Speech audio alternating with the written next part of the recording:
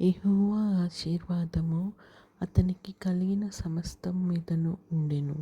ఆదికాండము 39:5. పరలోకమందున్న మా తండ్రి, నీ నామము పరిశుద్ధపరచబడును గాక.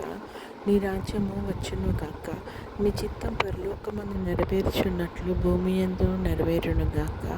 మా అనుదిన ఆహారం నేడు మాకు దయచేయము. ఇతరులు మా ఎడల చేసిన అపరాధములను మేము క్షమించిన ప్రకారము మా అపరాధములను క్షమించుము. మమ్మల్ని శోధనలోకి తేక కీడు నుంచి తప్పించుము. ఎందుకనగా రాజ్యము, శక్తియు, మహిమ నిరంతరం నీవై ఉన్నాయి తండ్రి. ఆమేన్. యెహోవా నిన్ను ఆశీర్వదించి నిన్ను కాపాడును గాక.